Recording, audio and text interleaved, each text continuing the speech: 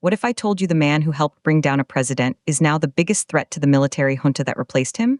This is Kenya News Update today. Coming up, you'll discover the story of Mahmoud Dicko, the exiled Imam living in Algeria who is plotting to overthrow Mali's military rulers, and why his return could spark a revolution. Meet Mahmoud Dicko, a powerful Imam, the former head of Mali's High Islamic Council. In 2020, his sermons inspired the protests that toppled President Ibrahim Boubacar Keïta.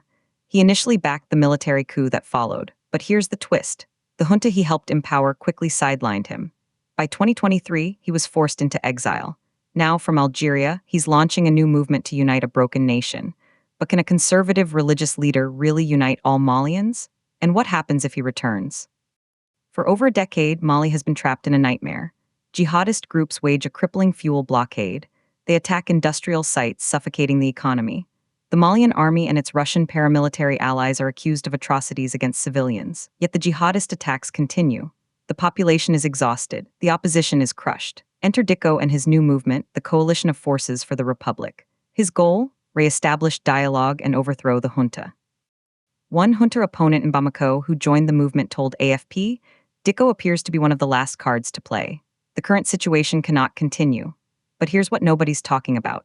Dicko's exile itself is a weapon. He chose Algeria, a nation with strained diplomatic relations with Mali. This is a direct source of irritation for the junta.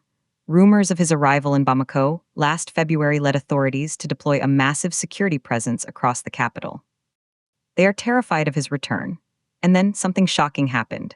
The Imam, long expected to come home, has not. He remains in Algeria, a ghost rallying support from afar. Here's the part that will blow your mind. This isn't just a political fight, it's a battle for Mali's soul.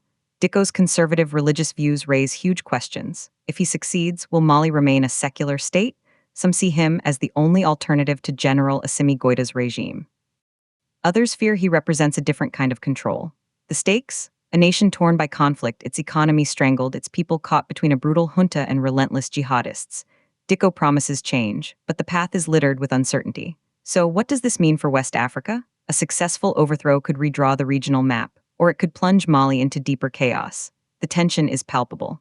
On one side, a military junta clinging to power with Russian backing. On the other, an exiled religious leader building a coalition from a hostile neighbor.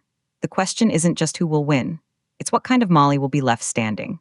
Do you think a religious leader is the right person to unite a country against a military dictatorship? Or does this risk trading one form of control for another? Drop your take in the comments. Subscribe to Kenya News Update today for more breaking news from across the continent.